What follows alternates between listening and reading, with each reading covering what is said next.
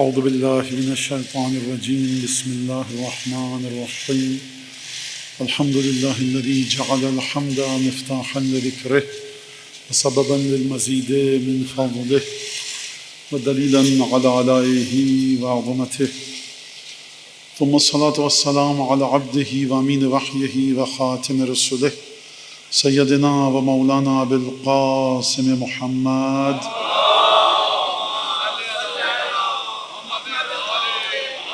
وعلى أهل بيته الطيبين الطاهرين الذين أذهب الله عنهم الرجس وطهرهم تطهيرا.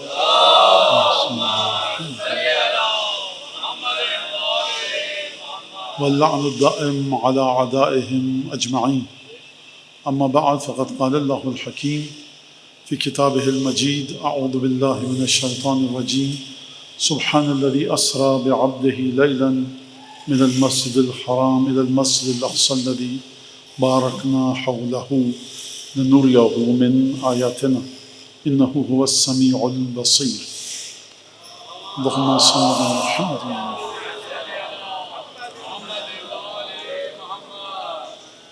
قرب ختمی مرتبت صلی اللہ علیہ وآلہ وسلم یہ موضوع ہے اور آپ تک پہنچ چکا ہے.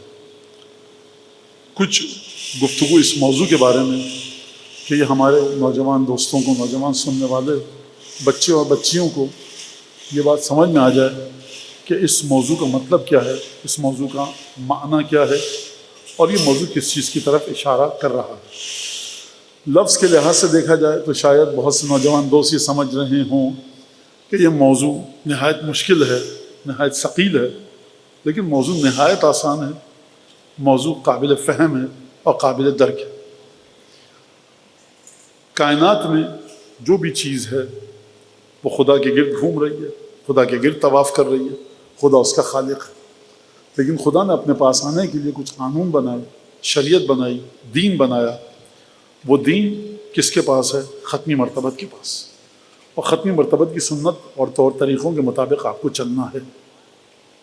آیت جو میں نے پڑھی آپ کے سامنے، اس آیت کا ترجمہ پیش کروں کہ جس میں مقام قرب جناب ختمی مرتبت یعنی قرب یعنی نزدیکی، یعنی نزدیک ہونا، اس میں اشارہ فرما رہا ہے پروردگار عالم کہ سبحان الذی اسری بعبدہ لیلا من المسجد الحرام الی المسجد الاقصی الذی بارکنا حولہ. سبحان یعنی پاک ہے وہ ذات، خداوند تبارک و تعالیٰ کی ذات میں کوئی بھی مخلوقات کی صفت کی آمیزش نہیں ہے. ذات خداوند میں مخلوقات کسی کوئی کیفیت پائی ہی نہیں جاتی. پاک ہے وہ ذات جس کا ترجمہ ہم کرتے ہیں پاک ہے. سبحان الذی اسری بعبدہ، جو لے کر گئی، سیر کروا کر لے کر گئی، جس نے اپنے بندے کو سفر کروایا بعبدہ لیلا، ایک رات میں. کہاں سے کہاں تک؟ من المسجد الحرام، مسجد حرام سے، الی المسجد الاقصی، مسجد اقصی تک وہ ذات لے کر گئی. کون سی مسجد اقصی؟ بارکنا حولہ، کہ ہم نے اس کے اطراف میں ہر چیز کو بابرکت بنایا تھا. کیوں لے کر گئی؟ لنریہ من آیاتنا، اس وجہ سے لے کر گئی ذات خدا، رسول خدا کو، تاکہ اپنی کچھ آیات کو دکھایا جا سکے. تو تین باتیں یہاں پر ہیں، بلکہ چار باتیں.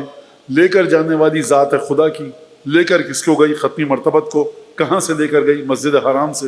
کہاں تک لے کر گئی؟ مسجد اقصی تک. کیوں لے کر گئی؟ لنریہ من آیاتنا، تاکہ ہم اپنی کچھ نشانیاں دکھا سکیں. انہ هو السمیع البصیر، یقیناً خدا ہی ہے جو ہر چیز کو سنتا بھی ہے اور ہر چیز کو دیکھتا بھی ہے. یہ آیت مقام قرب رسول خدا پر کس طرح سے روشنی ڈال رہی ہے، کس طرح سے بتا رہی ہے، اس پر میں آؤں گا. پہلے مزید اس موضوع کو ذرا آپ کے سامنے کھول کر بیان کر لوں. مقام قرب رسول خدا، اب مجھے یقین ہے کہ کل یہ شکایت آئی یا پرسوں، مولانا رات کے 1 بجے یہ قرب اور تقرب خدا، رسول خدا، معراج، یہ بیان مت کیجئے. لیکن دیکھیے، اپنے آپ کو اس سطح پر لائیے کہ جہاں پر قرآن آپ کو لانا چاہتا ہے. اپنے آپ کو اس سطح پر لائیے کہ جہاں پر احادیث آپ کو لانا چاہتے ہیں. اپنی معرفت کو بڑی گہرائی تک لے کے جائیے، کیونکہ رسول خدا نے فرمایا اشدکم اثبتکم علی الصراط یوم القیامہ اشدکم حبا لنا اہل البیت. تم میں سب سے زیادہ مضبوطی کے ساتھ قدم پل صراط پر کل اس کے جمع رہیں گے جو ہم اہل بیت سے شدت سے محبت کرے. جتنی محبت کی شدت یہاں پر ہوگی پل صراط پر قدم اتنی مضبوطی کے ساتھ جمے رہیں گے. لہٰذا جتنی گہرائی کے ساتھ محبت اہل بیت پر بات ہو، جتنی گہرائی کے ساتھ مقام رسول خدا کے بارے میں بات ہو، پنجتن کے مقامات اور عظمت پر گفتگو ہوگی، اتنے ہی بہترین طریقے سے محبت آپ کے دل میں گھر کرے گی اور اسی محبت کے سہارے آپ کو عالم برزخ کا سفر کرنا ہے. لہٰذا قرب ختمی مرتبت یعنی رسول خدا، ختمی مرتبت یعنی وہ رسول کہ جس پر نبوت آ کر ختم ہو گئی. ختمی مرتبت کا مطلب یہ قرب رسول خدا. دو چیزیں ہیں اس موضوع میں، ایک یہ کہ رسول خدا کتنے قریب ہیں خدا سے، اور دوسرا موضوع کہ کون کتنا رسول خدا سے قریب ہے. اور اسی سے ایک تیسرا موضوع بھی نکل کر آئے گا کہ کون کتنا قریب ہونا چاہتا ہے لیکن رسول قریب ہونے نہیں دے رہے، اور کس کے رسول قریب ہونا چاہتے ہیں لیکن وہ خود اتنا بدبخت ہے کہ رسول کو اپنے قریب نہیں ہونے دے رہا. تو یہ چار موضوع نکل کر آ گئے، مشیت رسول، ارادہ رسول، کہ رسول خدا سے کتنے قریب، خدا رسول خدا سے کتنا قریب. اور پھر یہ دو موضوع سمجھ میں آ گئے، موضوع کے دو حصے. پھر تیسرا اور چوتھا سمجھیے کون رسول خدا کے قریب جانا چاہتا ہے اور رسول خدا بھی چاہتے ہیں کہ یہ میرے نزدیک آئے، اور کون رسول خدا کے قریب آنا چاہتا ہے لیکن رسول خدا نزدیک آنے نہیں دے رہے. کیوں نہیں دے رہے؟ کیا رسول کی بخشش میں، کرم میں کوئی کھوٹ ہے؟ نہیں، صلاحیت نہیں دیکھتے، نفاق ہے، زبان سے صرف دعوے کر رہا ہے. اور کون ایسا ہے کہ جس کے قریب رسول خدا جانا چاہتے ہیں لیکن وہ اپنے قریب نہیں آنے دے رہا؟ یہ ایک الگ گفتگو ہے. لہٰذا یہاں سے آپ نے بات سمجھ لی. اب رسول خدا پروردگار نے فرمایا لنُرِيَهُم مِّنْ آیاتنا، تاکہ ہم اپنی آیات دکھائیں. پورے قرآن مجید میں واحد ہمارے اور آپ کے رسول کی ذات ہے کہ جس کو خدا نے عالم عرش پر بلایا، عالم غیب میں بلایا تاکہ اپنی نشانیاں دکھا سکے. ورنہ ہر پیغمبر کے لیے نشانیوں کو زمین پر بھیجا. اب کچھ نشانیاں ایسی ہیں کہ جو زمین پر نہیں آ سکتی، رسول خدا کو عالم غیب میں جا کر دیکھنا پڑے گا. اب یہاں سے رسول خدا کے وجود کے فضائل جو قرآن مجید میں اس پر گفتگو ہو، تاکہ ان فضائل کو دیکھ کر سمجھ میں آئے کہ کون ہستی رسول سے کتنی نزدیک ہے. اسی نزدیکی اور قربت کی بنیاد پر اس ہستی کے فضائل طے ہوں گے. جو جتنا رسول خدا کے نزدیک ہے اس کو اتنی ہی فضیلت رسول خدا کی بارگاہ سے ملیں گی.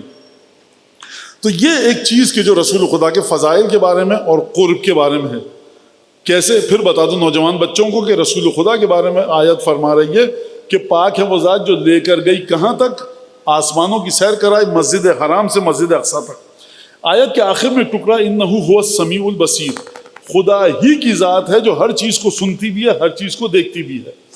جب خدا اپنی طاقت کا اظہار فرما رہا ہے کہ ایک رات میں لے کر گئی ذات الہی، پروردگار کی ذات رسول خدا کو مسجد حرام سے مسجد اقصیٰ تک، تو یہ طاقت کا مظاہرہ ہے. سماعت اور بصارت کہاں سے آ گئی؟ سمجھاؤں بات کو، آپ کو نہیں سمجھ میں آئی؟ بھائی جب آپ کسی چیز کو ایک لمحے میں یہاں سے اٹھا کے وہاں رکھ دیں تو یہ آپ کی طاقت کا اعلان ہے. آپ کہتے ہیں مولانا 50 کلو کی بوری کو یہاں سے اٹھا کے وہاں رکھ دیا. ہم ہر چیز کو دیکھتے ہیں، ہر چیز کو سنتے ہیں. میں کہوں گا سننے اور دیکھنے کا کیا تعلق ہے اس سے؟ اس کا تعلق آپ کی طاقت سے ہے. تو خدا کو فرمانا تو یہ چاہیے تھا کہ انہ هو القدیر، خدا بڑی طاقت والا جو ایک رات میں لے گئی. خدا اپنے علم کا ذکر کر رہا ہے، اپنی بصارت کا ذکر کر رہا ہے، ہر چیز کو دیکھنے کی. تو خدا اجر جزیل عطا فرمائے ہمارے مفسرین کو. انہوں نے کہا کہ نبی کریم کی ذات میں خدا نے مناجات کی کوئی ایسی تڑپ دیکھی، نبی کریم کی ذات میں عبادتوں کو اس طرح سے سنا. مناجات بھی رسول خدا فرما رہے ہیں جس کا تعلق سننے سے ہے. جب رسول خدا کی حمد و ثنا بیان کر رہے ہیں تو اس کا تعلق ہے سماعت سے. اور رسول خدا سخت ترین عبادتوں کو انجام دینا اس کا تعلق ہے دیکھنے سے. خدا اگر دیکھ رہا ہے تو رسول کو رکوع کرتے ہوئے نہیں دیکھ رہا، رسول کو سجدہ کرتے ہوئے نہیں دیکھ رہا. یہ تو مکے کا ہر کافر دیکھ رہا ہے. یہ تو مسجد حرام کے اطراف میں بیٹھے ہوئے اوباش بھی دیکھ رہے ہیں، مکے کے گنڈے بھی دیکھ رہے ہیں، گھٹیا لوگ بھی دیکھ رہے ہیں جن کا رسول خدا سے کوئی تعلق نہیں ہے. تو خدا کیا چیز دیکھ رہا ہے؟ خدا عبادتیں کرتے وقت نبی کریم کے قلب مقدس کی گہرائی کو دیکھ رہا ہے کہ ہمارا حبیب ان عبادتوں کو کس انداز سے انجام دے رہا ہے. اتنی شدت کے ساتھ مناجات تھی کہ نبی کریم نبی ہونے کے باوجود، رسول ہونے کے باوجود، اقرأ باسمک الذی خلق، اقرأ باسم ربک الذی خلق، سورہ اقرا کے نازل ہونے کے باوجود، وحی آنے کے باوجود، اب اس کے بعد جو مناجات کی ہے تو اس کا مطلب ہے اب یہ جو آیتیں ہیں آسمان پر آ کر دیکھنا پڑیں گی، آسمان پر پروردگار عالم دکھائے گا اور حبیب دیکھو کہ تم نے ایسی مناجات کی، یہ تم نے ایسی دعا کی، یہ تم نے کٹھن عبادتیں کی، جس کے بعد ہم تمہیں آسمانوں کی طرف لے کر آئے۔ اب حبیب آسمان پر گئے۔ اب قرآن مجید نے رسول خدا کا تعارف کس طرح سے کروایا؟ منافقوں کو رسول خدا کی برکتیں نصیب ہوئیں، دل میں جن کے دغابازی اور عیاری تھی ان کو برکتیں نصیب ہوئیں، مومنین کو برکتیں نصیب ہوئیں، منافقین کو برکتیں نصیب ہوئیں، کس طرح سے کمزور لوگوں کو طاقت عطا ہوئی، یہ تمام کی تمام چیزیں قرآن مجید نے ذکر کیا ان چیزوں کا۔ آج موضوع واضح ہو جائے گا، ایک ذرا سا درود بھیجیے محمد آل محمد پر۔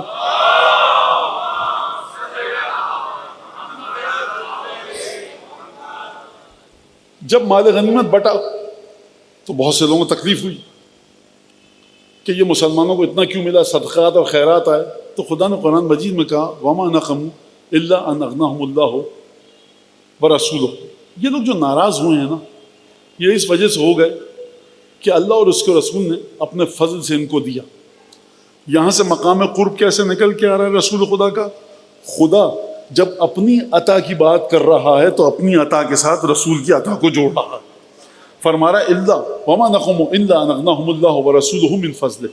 یہ ناراض نہیں ہوئے مگر یہ اس وجہ سے ناراض ہو رہے ہیں کہ خدا اللہ اور اس کے رسول نے ان کو صدقات و خیرات دیے، بھائی جس طرح سے تم کو دیے دوسروں کو بھی دیے، ناراض ہونے کی بات نہیں ہے۔ پروردگار عالم نے صدقات و خیرات میں تم سب کا حصہ رکھا، اور اس نام کے ساتھ پروردگار عالم ایک اور نام کو بھی جوڑ رہا ہے۔ کس کو؟ اغناہم اللہ ورسولہ، پروردگار عالم اپنے رسول کے نام کو جوڑ رہا ہے۔ اطاعت کا مرحلہ ہے کہ جو اطاعت کرے اللہ کی، اس کے رسول کی، تو پروردگار کہاں پر رکھے؟ اطاعت رسول کہاں پر لے کر جاتی؟ خوب توجہ کیجیے گا، موضوع آپ کے ذہن میں رہے کہ کتنا قرب ہے رسول خدا کا وجود، کتنا نزدیک ہے خدا سے، کہ اگر کوئی رسول خدا کی اطاعت کر لے تو خدا کہاں لے کر جاتا ہے۔ اطاعت کے بارے میں فرمایا من یطع اللہ والرسول، جو اللہ کی اور اس کے رسول کی اطاعت کرے تو ہوگا کیا؟ فاولئک مع الذین انعم اللہ من النبیین والصدیقین والشہداء والصالحین وحسن اولئک رفیقا۔ جو اللہ کی اور رسول خدا کی ختمی مرتبت کی اطاعت کرے اس کو ملے گا یہ کہ پھر یہ جب جنت میں جائے گا تو یہ پڑوس میں کس کے ہوگا؟ انبیاء کے پڑوس میں ہوگا، صالحین کے، صدیقین کے، شہداء کے، وحسن اولئک رفیقا۔ اور یہ انبیاء، شہداء، صالحین، صدیقین کتنے نزدیک کے رفیق ہوں گے، کتنا بہترین پڑوس ہے۔ تو ایک تقرب یہاں سمجھ میں آیا کہ جو رسول خدا کی اطاعت کرے گا پروردگار عالم اس کو انعام میں انبیاء کی مجاورت اور پڑوس عطا کرے گا۔ تو آپ اس رسول کی روح کا اندازہ کیسے لگائیں کہ کوئی روح کس مقام پر ہے، اس رسول کی ذات کس مقام پر ہے، جس کا غلام بن کے آپ انبیاء کے پڑوس میں جانے کے قابل ہو جائیں، جس کا غلام بن کے آپ صالحین، صدیقین، شہداء کے پاس جانے کے قابل ہو جائیں، جس کی اطاعت کرنے کے بعد خدا کیا حسن اولئک رفیقا، دیکھو تم نے ہمارے رسول کی اطاعت کی، تمہیں کتنا بہترین ہم نے پڑوس عطا کیا۔ تو اس رسول کی قربت کا اندازہ کیا کیجیے گا؟ وَلَوْ أَنَّهُمْ رَضُوا مَا آتَاهُمُ اللَّهُ وَرَسُولُهُ مِنْ فَضْلِهِ، وَلَوْ أَنَّهُمْ رَضُوا مَا آتَاهُمُ اللَّهُ وَرَسُولُهُ، اگر یہ راضی ہو جائیں، کچھ منافقین تھے رسول خدا جو بھی دے دیں یہ خوش ہو کے نہیں دیتے تھے، پروردگار عالم نے فرمایا وَلَوْ أَنَّهُمْ رَضُوا مَا آتَاهُمُ اللَّهُ وَرَسُولُهُ، اگر یہ راضی ہو جاتے، خوش ہو جاتے اس عطا پر جو اللہ نے اور اس کے رسول نے دی۔ خدا اپنی عطا کا بھی ذکر کر رہا ہے، رسول کی عطا کا بھی ذکر کر رہا ہے۔ کائنات کا مالک کون ہے؟ خدا۔ کائنات میں ہر چیز جس کو دے رہا ہے، قسمت کا لکھنے والا کون ہے؟ خدا۔ لیکن یہ آپ کے اور ہمارے رسول کا مرتبہ اور بلندی ہے، فضیلت ہے، رفت ہے کہ خدا جب اپنی عطا کی بات کر رہا ہے اپنی عطا کے ساتھ ساتھ رسول خدا کو بھی اختیار عطا دے رہا ہے۔ لہٰذا یہ عطا رسول خدا انہم رضوا ما آتاہم اللہ ورسولہ، اگر یہ خوش ہو جاتے اس عطا پر کہ جو خدا نے ان کو دی، اب کچھ رہ نہیں جاتا، جب خدا نے دے دی تو پھر مولانا دعا کریں اللہ دے دے ہم کو، کچھ نوکری لگ جائے، مال آ جائے، قرضہ ادا ہو جائے۔ جب اللہ دے، میں کہوں گا میں دعا کرتا ہوں کہ آپ کو آپ کا پڑوسی بھی کچھ دے دے۔ مولانا خدا نے دے دیا تو پڑوسی کی حیثیت کیا ہے؟ رسول خدا کے ساتھ مسئلہ بالکل مختلف ہے، خوب توجہ کیجیے گا، ہضم کیجیے اس آیت کو، ضائع مت ہونے دیجیے اس آیت کو، کہ خدا اپنے فضل کا بھی ذکر کر رہا ہے، رسول خدا کے فضل کا بھی ذکر کر رہا ہے۔ واحد ہستی ہے قرآن کے مطابق کہ خدا نے اپنے فضل کے ساتھ رسول خدا کے فضل کا ذکر کیا۔ وَلَوْ أَنَّهُمْ رَضُوا مَا آتَاهُمُ اللَّهُ وَرَسُولُهُ وَقَالُوا حَسْبُنَا اللَّهُ سَيُؤْتِينَا اللَّهُ مِنْ فَضْلِهِ وَرَسُولُهُ إِنَّا إِلَى اللَّهِ راغبون. آیت سنیے، ترجمہ سنیے اس کا. اگر یہ راضی ہو جاتے ہیں اس بات پر کہ جو خدا اور اس کے رسول نے ان کو دیا، اور یہ کہتے ہیں حسبنا اللہ، بس اللہ نے دلوا دیا ہم کو کافی ہے.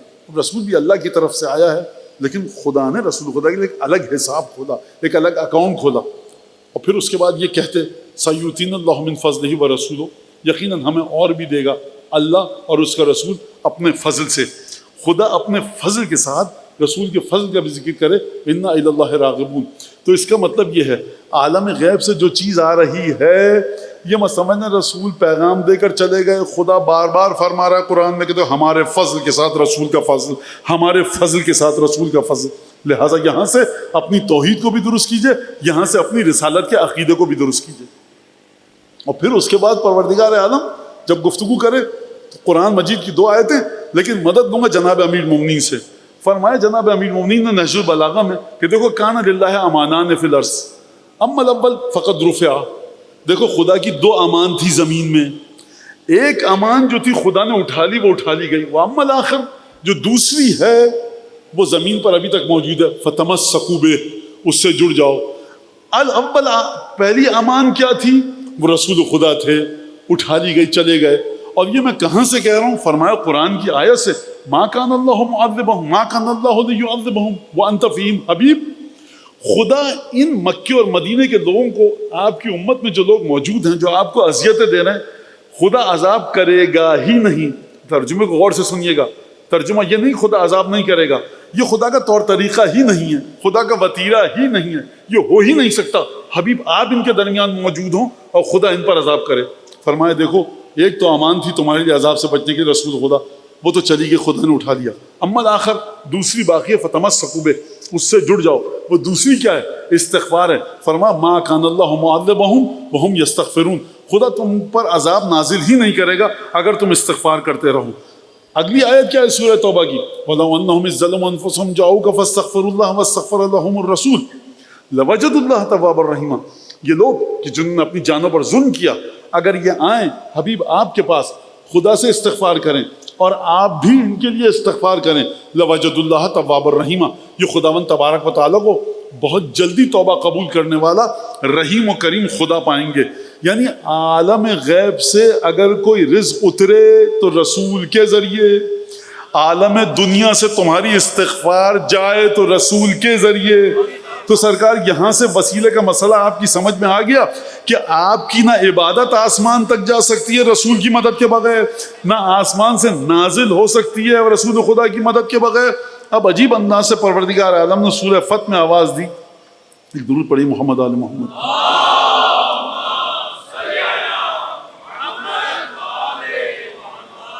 اب یہاں پر سمجھ گئے آپ کہ قرب رسول خدا کیا ہے؟ قرب رسول خدا مختصر الفاظ میں یہ ہے کہ آپ قربت الہی کو پا ہی نہیں سکتے بغیر قرب رسول خدا کے. آپ کو 2 چیزوں کی ضرورت ہے، یا اچھے اعمال قبول ہوں یا برے اعمال کی معافی مل جائے، یا خدا کی طرف سے کوئی چیز ہم پر نازل ہو جائے، اس کا اکرام، انعام، رزق. اگر انعام و اکرام اور رزق نازل ہوگا تو بھی رسول خدا کی برکت سے، اگر توبہ قبول ہوگی تو رسول خدا کی برکت سے، اگر اعمال قبول ہوں گے تو رسول خدا کی برکت سے. چھٹے امام نے فرمایا، روایت عجیب ہے چھٹے امام کی، فرمایا کہ سلیمان اور داؤد فرق کرتے ہیں، مختلف ہیں ہمارے جد رسول خدا سے. میں اپنے الفاظ کے ذریعے ترجمہ آسان کر کے آپ کے سامنے پیش کر رہا ہوں. فرمایا سلیمان اور داؤد سے جب گفتگو کی تو فرمایا ھذا عطاؤنا فمنن او امسک بغیر حساب. دیکھو سلیمان داؤد یہ ہماری عطا ہے، جس کو چاہو جتنا دو اور جس کو چاہو روک دو نہ دو. ہماری عطا تمہارے پاس ہے، جو مال و دولت ہے، جو علم ہے، جو چیز بھی تم تبلیغ کے سلسلے میں، جو بھی اچھی چیز تم بتانا چاہتے ہو، چاہے مال و دولت ہو، چاہے تعلیمات خداوندی ہو، جو بھی دینا چاہتے ہو دو، لیکن جتنا دینا چاہتے ہو دو اور جس کو نہیں دینا چاہتے روک دو. کیا فرمایا؟ چھٹے امام کے الفاظ ہیں. فرمایا جب خدا نے سلیمان اور داؤد کے بارے میں بات کی تو اپنا ذکر رکھا، پھر سلیمان اور داؤد کی بات کی، کہا کہ سلیمان ھذا عطاؤنا، دیکھو ہے ہماری عطا، لیکن ہمارے دادا نانا کا فرق یہ ہے کہ جب رسول خدا سے مخاطب ہوا تو خدا نے فرمایا دیکھو ما آتاکم الرسول فخذوا، جو رسول دے دے اس کو لے لو. یہاں اپنا ذکر نہیں کیا، صرف رسول خدا کا ذکر کیا.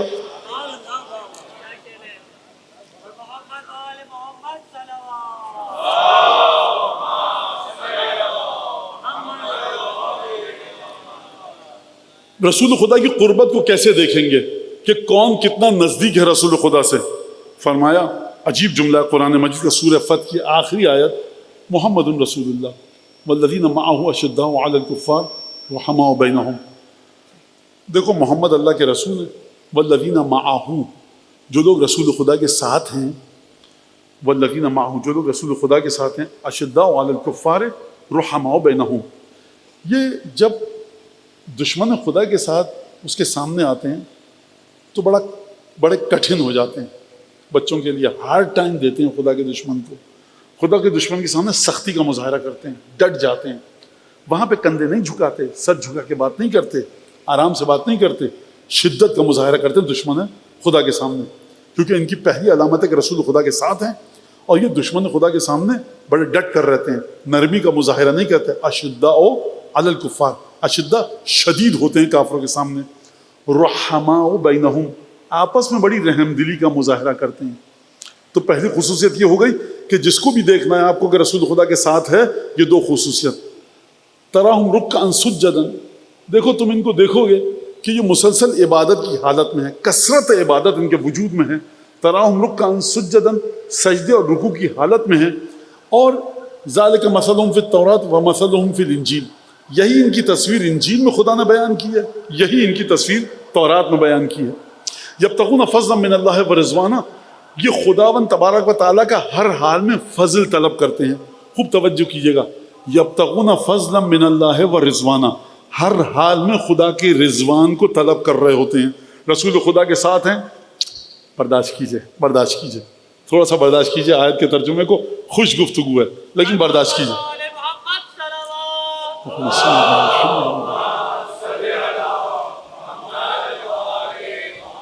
تراہم رکعا سجدا، یہ تم انہیں رکوع کی حالت میں دیکھو گے، سجدے کی حالت میں دیکھو گے. سیماہم فی وجوہہم من اثر السجود، ان کے چہروں پر عبادت کے آثار ہیں. عجیب جملہ، ان کے چہروں پر عبادت کے آثار. ذالک مثلہم فی التوراۃ و مثلہم فی الانجیل، یہی تصویر ان کی توریت میں ہے، یہی تصویر ان کی انجیل میں ہے. کزرع اخرج شطأہ فآزر فاستغلظ فاستوى علی سوقہ. قرآن میں اس سے عجیب آیت اس موضوع پر ہے ہی نہیں. سنیے گا خوب اچھی طرح سے. پہنچ گیا پیغام، پہنچ گیا، نہیں پہنچا تو دعا کیجئے کہ پیغام پہنچ جائے آیت کا. خدا نے گفتگو کہاں سے شروع کی؟ جو محمد مصطفیٰ کے ساتھ ہیں، ان کی صفت بیان کی. کفار کے سامنے ڈٹ کے رہتے ہیں، آپس میں رحم دل ہیں، عبادت گزار ہیں. توریت اور انجیل میں ان کی تصویر موجود ہے. یہ کہا خدا نے سورہ فتح کی آخری آیت بات پلٹ دی. فرمایا کزرع اخرج شطأہ فآزر فاستغلظ فاستوى علی سوقہ. ان کی مثال اسی کھیتی کی سی ہے. پروردگار ہاتھوں کو جوڑ کر تو محمد رسول اللہ کے اصحاب کی بات کر رہا ہے، بات کرتے کرتے کھیتی پہ آ گیا. تو شاید خدا کا جواب ہے، دیکھو تاریخ کے دھندلکوں میں جا کے تو تم اصحاب کو ڈھونڈ نہیں سکتے. صفات بتا رہے ہیں، اس آیت کو دیکھ کر تاریخ پڑھنا تو سمجھ میں آئے گا کہ معیت رسول خدا کہتے کسے ہیں، ساتھ ہونا کہتے کسے ہیں. فرمایا دیکھو کزرع اخرج شطأہ فآزر فاستغلظ، اس کی مثال اس کھیتی کی سی ہے. چاول کی کوپل آپ نے بوئی، گندم کی کوپل بوئی، چنا جوار زمین میں بوئی، چھوٹی سی کوپل آپ نے بوئی یا بیج بویا. کزرع اخرج شطأہ، ایک دفعہ تم نے بیج کو بویا، کھیتی کو بویا. اخرج شطأہ، اس نے اپنا سر زمین سے نکالا. فاستغلظ، اب ذرا اس کا ڈنٹھل مضبوط ہوا. فآزر، اور طاقت پکڑی. فاستوى علی سوقہ، اتنا بڑا ہوا کہ اپنے تنے پر کھڑے ہو گیا. یہ رسول خدا کے اصحاب کی بات کرتے کرتے یہ کون سی بات ہو رہی ہے؟ یعجب الکفار لیغیظ بہم الکفار، یعجب الضراء لیغیظ بہم الکفار. خوب توجہ کیجیے گا، میری دعا ہے کہ آپ سمجھ جائیں. یعجب الضراء، یہ جس نے کھیتی لگائی تھی نا، وہ دیکھ کے بڑا خوش ہو رہا ہے. کفار دیکھ کے جل بھن کے تڑپ رہے ہیں. پروردگار یہ رسول خدا کے ساتھیوں کی بات ہے کہ جو کفار کے سامنے ڈٹ جاتے ہیں، آپس میں رحم دل ہیں. یہ اچانک تو کھیتی پر کیوں آ گیا؟ سوال ذہن میں آ گیا، یہ کھیتی پر کیوں؟ کزرع کہا ہے خدا نے، کزر نہیں کہا، کزرع. کسی بھی کھیتی کی مثال لے لو، ہمیں اس سے غلط چنا جو جوار گندم گیہوں، کسی کزرع، کسی بھی کھیتی کے پودے کو لگاؤ، فاستغلظ اخرج شطأہ، ایک دفعہ اس نے زمین کا سینہ چیر کر اپنے وجود کا اظہار کیا، اخرج شطأہ، اپنے وجود کا اظہار کیا، فآزر، ذرا اور طاقتور ہوا، فاستغلظ، مزید طاقتور ہوا، پھلا پھولا، فاستوى علی سوقہ، اب اسے کسی کی مدد کی ضرورت نہیں ہے، اب یہ اپنے پیروں پر کھڑا ہو چکا ہے۔ کیوں کھڑا ہوا؟ عجیب لب و لہجہ پروردگار کا بدلہ، لیعجب الضراء ویغیظ بہم الکفار، کفار دیکھ کر تل ملا رہا ہے، کسان جس نے لگائی ہے وہ خوش ہوئے جا رہا ہے۔ تو کسان کون ہے؟ کافر کون ہے؟ یہ کس پودے کی بات ہو رہی ہے سرکار؟ یہ کس زراعت کی بات ہو رہی ہے؟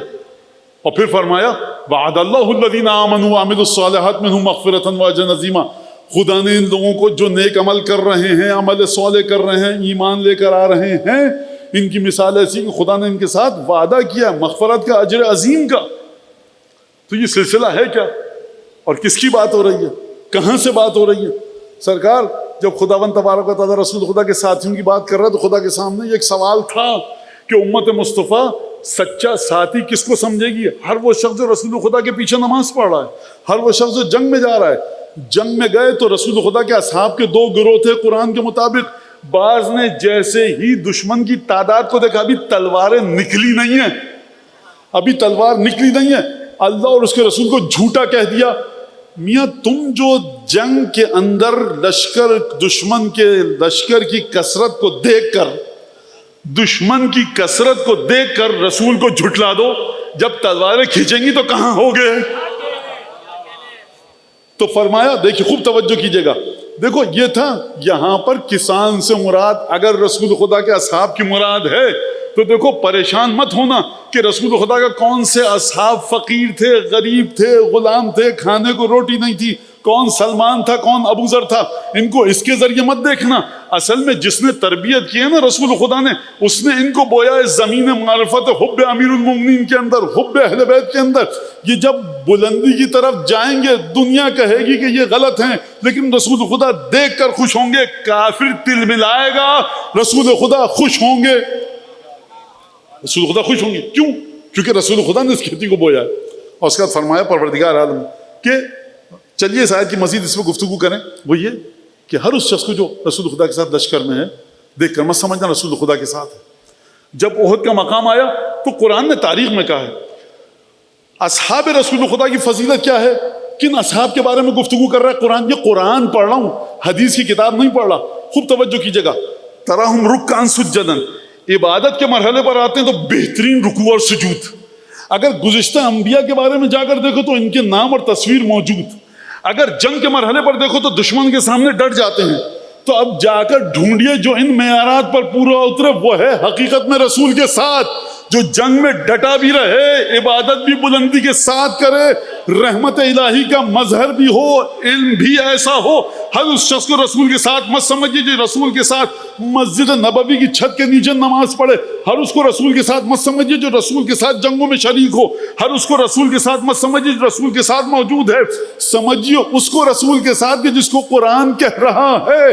ہر وہ شخص جو رسول کے ساتھ ذاتی اور بدنی اور جسمانی قربت میں رسول کے ساتھ موجود ہے، وہ رسول کے ساتھ نہیں ہے، رسول کے ساتھ وہ ہے جس میں یہ خصوصیات ہوں۔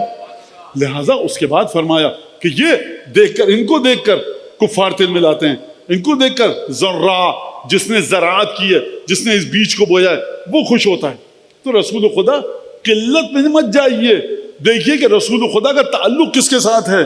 72-75 انسان شہید ہو گئے، رات کی تاریکی چھا گئی، شام غریبہ کا اندھیرا آ گیا، تاریخ سمجھ رہی تھی کہ گرد پڑ جائے گی، لوگ بھول جائیں گے، نہ کوئی پروپیگنڈا مشینری ساتھ میں، ایک بہن بچی ہے اور ایک بیٹا بچا ہے، لیکن اس کے باوجود یہاں سے وہ مرحلہ ہے لیغیظ بہم الکفار ویعجب الضراء۔ رسول خدا جنہوں نے وجود حسین ابن علی کی تربیت کی تھی، رسول خدا جن کو حسین ابن علی عطا ہوا تھا، آپ کو دیکھ کر خوش ہو رہے ہیں کہ حسین کا نام لیا جا رہا ہے، کافر تل ملا رہا ہے۔ یہ ہے وہ مرحلہ کہ 75 اور 72 تھے، 4 یا 5 صحابی تھے، کتنی قلیل تعداد تھی ساتھیوں کی، لیکن اس کے باوجود پروردگار عالم نے فرمایا کہ ان کے ساتھ ہم نے وعدہ کیا ہے۔ تو یہ کیسے ہوگا؟ ہمیشہ تاریخ میں جو رسول خدا کے ساتھ ہے، 10 ہجری تک جو رسول خدا کے ساتھ تھا، وہ رسول خدا کے ساتھ صرف نہیں ہے بلکہ جو رسول خدا کی تعلیمات کے ساتھ ہے. کس طرح سے تعلیم کے ساتھ ہے؟ جو رسول نے جس طرح سے دے دیا وہ لے لیا. رسول کی سنت سے جڑ گئے, رسول کے پیغام سے جڑ گئے تو سمجھ لیجیے کہ آپ رسول سے جڑ گئے. امیر المومنین سے مدد لے کر بات کو آپ کو سمجھاتا ہوں. ایک شخص تھا, وہ آیا, پہلے بھی میں واقعہ پڑھ چکا ہوں. ایک شخص آیا امیر المومنین کی خدمت میں اور امیر المومنین کو جنگ جمل میں فتح نصیب ہوئی. اس نے آگے کہا یا علی لو کان اخی شاہدنا لیت اخی فلاں شاہدنا. پہلے بھی واقعہ پڑھ چکا, آپ سب کو یاد ہے کہ یا علی کاش میرا وہ فلاں بھائی زندہ ہوتا, آپ کو فتح ملی ہے. تو مولا نے فرمایا کیا ہوتا بھائی؟ تو خوش ہوتا وہ دیکھ کر, یا لیت اخی فلاں شاہد. تو امیر المومنین نے ایک عجیب جواب دیا, زمانہ جناب امیر سے اسے دور کر چکا ہے, موت آ چکی ہے, جنگ جمل کے وقت زندہ نہیں ہے. لیکن اس کے باوجود جناب امیر نے فرمایا ہوا اخی کا نام آنا, کیا تیرے بھائی کی دل کی آرزویں ہمارے ساتھ تھیں کہ نہیں تھیں؟ کہا کہ جی یا علی آپ کے ساتھ نہیں. فرمایا لقد شہدنا, وہ ہمارے ساتھ جنگ میں موجود تھا. اس کا مطلب کیا ہے؟ محمد رسول والذین معہ, رسول خدا کی معیت میں صرف ان کو مت سمجھیے جو اس زمانے میں تھے. ہو سکتا ہے کہ اس زمانے میں ہو, رسول کے ساتھ نہ ہو. ایک دفعہ رسول خدا کے اصحاب کی پروردگار عالم قرآن میں فرما رہا ہے فضیلت یبتغون فضلا من اللہ ورضوانا, یہ مسلسل خدا کے فضل اور اس کی رضوان کو کے متلاشی ہیں. یہ رسول خدا کے ساتھ جو ہیں فضل الہی کے امیدوار ہیں, رسول خدا کے ذریعے فضل الہی کو لیتے ہیں. ہر حال میں مسجد میں ہوں, میدان جنگ میں ہوں. لیکن ایک دفعہ اگر ایک مرحلہ آ جائے یا ایھا الذین آمنوا استجیبوا للہ وللرسول اذا دعاکم لما یحییکم, اے ایمان لانے والوں احد کا میدان کارزار ہے, کہاں جا رہے ہو؟ پکار پر لبیک تو کہو. تو جس نے رسول خدا کی پکار پر لبیک کہی وہ رضوان خدا کا مستحق ہے, پروردگار کی فضیلت کا مستحق ہے. قرآن یہ معیار دے رہا ہے آپ کو کہ جو رسول خدا کے فضل کا امیدوار ہے, رسول خدا کے ذریعے کسی بھی حالت میں ہو, مسجد میں ہے, میدان جنگ میں ہے, یہ رسول خدا کے ساتھ ہے. اگر معیت میں ہے تو اس کا درجہ بلند ہے, یہ ساتھ میں ہے, یہ اس مقام پر ہے کہ جسے مغفرت و اجر عظیمہ, جس کو مغفرت اور اجر عظیم عطا کی گئی ہے. درود بھیجیے محمد آل محمد.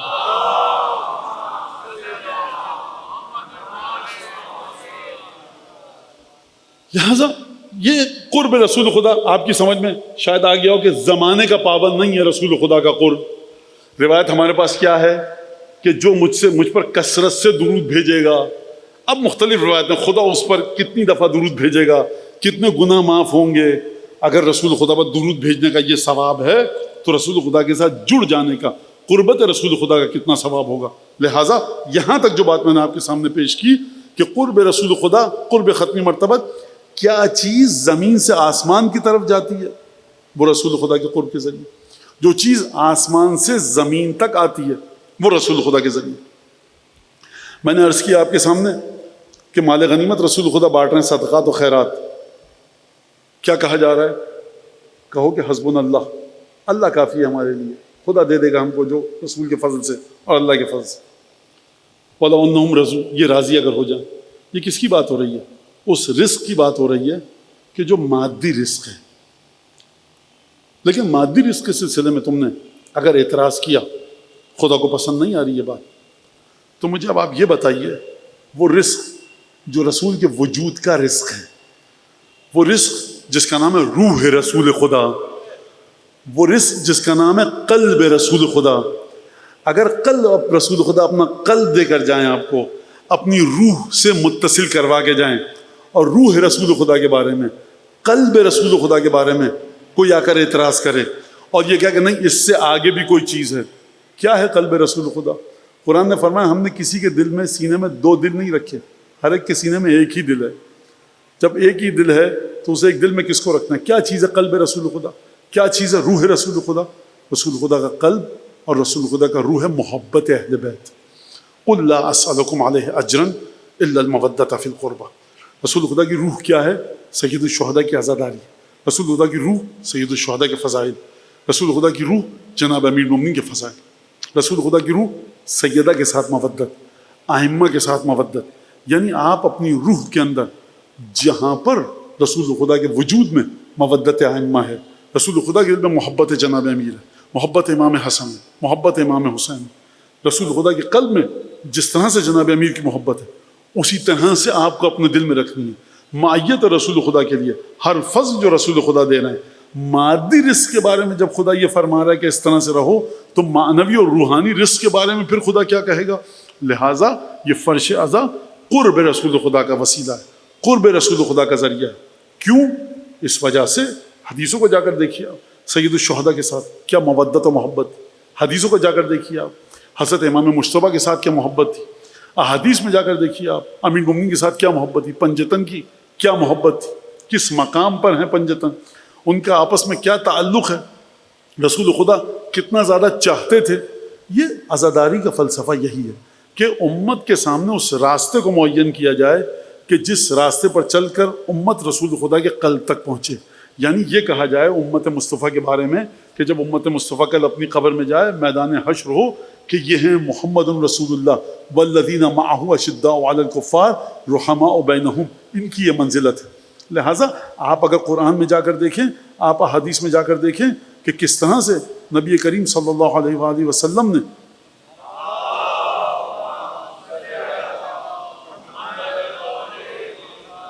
ایک دفعہ اور درود بھیجیے محمد آل محمد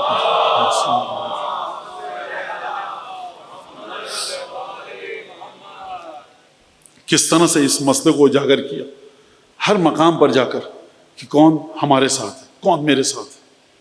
اور میں ایک چھوٹا سا جملہ کہہ کر اور پھر مصائب کی طرف آؤں گا اور اس کی تشریح کر دوں گا۔ وہ یہ کہ عجیب جملہ ہے رسول خدا کا، وہ یہ کہ خطبہ غدیر، رسول خدا نے خطبہ دیا غدیر میں کے مقام پر، اور وہاں پر یہ جملہ، دو جملے ارشاد فرمائے، لیکن انی تارکن فیکم الثقلین کتاب اللہ و عترتی اہل بیتی، دو چیزیں چھوڑ کر جا رہا ہوں، ایک میرے اہل بیت اور دوسرے میرے گھر والے، قرآن اور میرے گھر والے۔ جب تک ان سے جڑے رہو گے گمراہ نہیں ہوگے۔ دوسری جو گفتگو فرمائی جناب امیر المومنین کے بارے میں، حدیث آپ کے سامنے، من کنت مولا ہو فہذا علی مولا۔ تیسری جو ایک چیز رسول خدا نے ارشاد فرمائی، وہ ایک عجیب گفتگو ارشاد فرمائی وہاں پر کہ فرمایا دیکھو جبرائیل میں مجھ پر نازل ہوئے اور مجھ سے کہا کہ ایک حکم ہے، آپ اس کو لوگوں تک پہنچائیے۔ فاستعفی عن السلام ثلاث مرہ، جبرائیل آئے میرے پاس، میں نے کہا وہ پروردگار جو سلامتی ہے اس سے کہو کہ مجھے اس حکم کی ادائیگی سے معاف رکھے۔ 3 دفعہ جبرائیل آئے، خوب توجہ کریں، رسول خدا فرمانا وہ پروردگار جو سلام ہے۔ رسول خدا نے رحیم نہیں کہا، کریم نہیں کہا، قدیر نہیں کہا، سمیع نہیں کہا، بصیر نہیں کہا۔ رسول خدا نے کیا فرمایا؟ وہ پروردگار جو سلام ہے، جبریل اس سے جا کر کہو کہ مجھے اس حکم کی ادائیگی سے معاف رکھے، ان یستعفی السلام، پروردگار سے کہو کہ مجھے معاف رکھے اس حکم کی ادائیگی سے۔ جبریل گئے، پیغام لے کر آئے کہ نہیں۔ رسول خدا نے پھر دعا کی، جا کر پیغام پہنچاؤ خدا کو۔ 3 دفعہ جبریل زمین پر آئے اور گئے۔ جب تیسری دفعہ میں نے کہا تو آئے تو یا ایھا الرسول بلغ ما انزل الیک من ربک وان لم تفعل فما بلغت رسالتہ۔ 3 دفعہ وہ سلام، وہ رب، وہ پروردگار کہ جو سلام ہے، سلام کا مطلب ہے سلامتی۔ سلام جنت میں جانے والوں کا قول ہے، تو جہنم میں جائیں گے ان کا قول نہیں ہے سلام، کیونکہ سلامتی کا مطلب ہے انعام، اکرام، بخشش، مغفرت، جنت کے انعام، جنت کی نعمتیں۔ وہ پروردگار جو سلام ہے، اگر اس اعلان کو تم نے حبیب نہیں کیا، یا ایھا الرسول بلغ ما انزل الیک من ربک، اس پیغام کو پہنچائیے۔ وَإِن لَمْ تَفْعَلْ، اگر آپ نے یہ کام انجام نہیں دیا، فَمَا بَلَّغْتَ رِسَالَتَهْ، آپ نے رسالت کے کام کو انجام نہیں دیا۔ اب رسول خدا اور امت کے سامنے یہ سوال، اس سوال کا جواب رسول خدا دے رہے ہیں کہ کیا رسول خدا کبھی کسی حکم کے پہنچانے میں لیت و لال سے کام دے سکتے ہیں، ملتوی کر سکتے ہیں، ٹال سکتے ہیں؟ رسول خدا نے فرمایا میں نے اس لیے خدا سے کہا تھا کہ ملتوی کر دے، لعلمی، کیونکہ مجھے علم ہے بکثرت المنافقین والمستہزئین، مجھے علم ہے کہ تم میں منافقین کی کثیر تعداد موجود ہے، مجھے علم ہے کہ تم میں استہزاء اور میرا مذاق اڑانے والوں کی کثیر تعداد موجود ہے، میرا مذاق اڑانے والوں کی کثیر تعداد موجود ہے۔ اور فرمایا، رسول خدا نے فرمایا تم نے میرا مذاق اڑایا اپنے گھروں میں جا کے پیٹ پیچھے، یہاں کہ تم نے کہا کہ رسول خدا کچے کانوں کے ہیں۔ سورہ توبہ کی آیت کہ رسول خدا کچے کانوں کے جو بات کہہ دو مان لیتے ہیں، وَلَقَدْ تَكَرَّمْتُ بِهِمْ، اور میں نے عزت کا مظاہرہ کیا. دیکھیے ایک دفعہ یہ ہے کہ رسول خدا فرمانے اکرمتہم کرمتہم، میں نے ان کی عزت کی جو میرا مذاق اڑاتے ہیں، میں نے ان کے ساتھ عزت والا برتاؤ کیا، میں نے ان کو عزت دی، میں نے ان کی عزت کی. رسول خدا یہ نہیں فرمانے لقد تکرمت بہم، میں نے ان کے سلسلے میں مہربانی کا مظاہرہ کیا. یعنی اوقات نہیں تھی تم لوگوں کی، حیثیت نہیں تھی، میں نے مہربانی کا مظاہرہ کیا. کس وجہ سے تم میرا مذاق اڑاتے تھے، کس وجہ سے تم لوگ مجھ پر طنز کرتے تھے؟ قرب رسول خدا کو سمجھیے کہ قرب رسول خدا خطبہ غدیر میں کہاں سے نکل رہا ہے. فرمایا لکثرت ملازمتی ایاہ واغبالہ علیہ، اس کی وجہ یہ تھی کہ میرا رخ ہمیشہ علی کی جانب رہتا تھا اور ہمیشہ علی مجھ سے جڑے رہتے تھے. یعنی اب آپ کی سمجھ میں آیا کہ قرب رسول خدا دنیا میں کہاں پر ہے. پہچانیے ان لوگوں کو، اس ہستی کو پہچانیے. علی ابن ابی طالب، میں نے آپ کی خدمت میں شروع میں عرض کیا تھا کہ رسول خدا کا قرب کسی کی جانب ہے اور اس کا قرب رسول خدا کی جانب ہے. یہ آپ کو وہی ملیں گے کہ یا جو رسول خدا کے گھر میں ہیں یا جو اس گھر والوں کے ساتھ ہیں. فرمایا کثرت کے ساتھ ہمیشہ علی مجھ سے جڑا رہتا، کثرت ملازمتہ ایایا، مسلسل علی مجھ سے جڑا رہتا تھا، کبھی میرا ساتھ نہیں چھوڑا، اور مسلسل میرا رخ بھی علی کی طرف رہتا تھا. یعنی قرب رسول خدا آسمان پر ایک مرحلے کا نام ہے، اگر زمین میں آ کر دیکھے تو جناب ختمی مرتبت کا قرب امیر المومنین سے اور امیر المومنین کا قرب رسول خدا سے. فرمانا میں بھی کثرت کے ساتھ علی کی طرف دیکھتا ہوں، علی بھی مسلسل اسی شدت کے ساتھ میری طرف آتا ہے. یعنی اگر آپ جناب امیر تک پہنچ گئے تو قرب رسول خدا ملے گا، اگر رسول خدا تک پہنچے اور قرب علی نہ ملے سمجھ لیجیے رسول خدا تک نہیں پہنچے.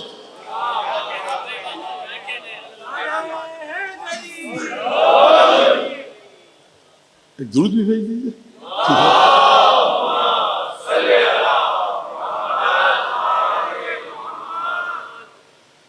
اب اس قرب کو کس طرح سے بتایا جائے، اس قرب کو کس طرح سے سمجھایا جائے.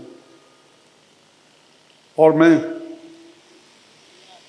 آپ بہت درود پڑھیں تاکہ کچھ طاقت آئے، مجھے بلند آواز بولیں.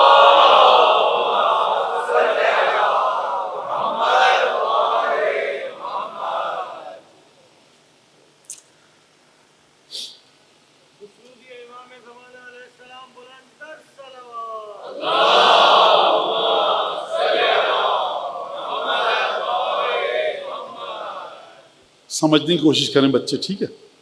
میں اس ششوپن میں ہوں کہ کافی تھکا رہا ہوں آپ کو، لیکن بہرحال سنیں آپ. جناب امیر المومنین آغوش رسالت میں آ کر آنکھ کھولی، دیوار کعبہ شق ہوئی واقعات کے سامنے، اور اب بچے پھر مجھ پر اعتراض مولانا پھر دیکھیں واقعہ پورا بتا دیتے. تو میں پورا واقعہ تو نہیں بتاؤں گا، 2 جملے بتاؤں گا جو آپ کے ذوق ولایت کی تسکین کا سبب بنے. سلسلہ یہ ہے کہ یہ جو سارا مسئلہ چل رہا ہے نا، یہ عطا الہی پر ہے. لیکن عطا الہی کہاں پر آتی ہے یہ ایک الگ مسئلہ ہے. بھائی آپ مجھے یہ بتائیے، اور مجھے اچھا نہیں لگتا اور شرم بھی آ رہی ہے، شرمندہ ہوں، میں پھر بار بار اس واقعے کو پڑھ چکا ہوں، لیکن بہرحال بار بار پڑھنے سے ہی ولائی تربیت ہوتی ہے. ایک خاتون گئی خانہ کعبہ کے سامنے اور وہ یہ کہہ رہی کہ پروردگار بحق جدی ابراہیم و بحق اسماعیل بحق من بناہا، پروردگار اس گھر کے بنانے والے میرے جد ابراہیم کا واسطہ اور میرے دوسرے جد اسماعیل کا واسطہ، جس نے تجھے بنایا اس کا واسطہ، بحق و بحق المولود الذی فی بطنی. پروردگار ابراہیم پیغمبر کوئی بھی معمولی نہیں ہے، لیکن ابراہیم کی عظمت قرآن میں عجیب ہے، بڑی عجیب ہے. یہ بی بی واسطہ دے رہی ہے ابراہیم اور اسماعیل کا، اور اس کے بعد اس بچے کا واسطہ دے رہی جو بھی دنیا میں نہیں آیا. جب یہ بچہ دنیا میں نہیں آیا تو اس نے عبادت بھی نہیں کی، اس کو نجاست تک کچھ بھی نہیں پتا، یہ بچہ کوڑا کاغذ سے بھی کہیں گئی گزری بات ہے. تو یہ خاتون اس بچے کا واسطہ کیوں دے رہی ہے؟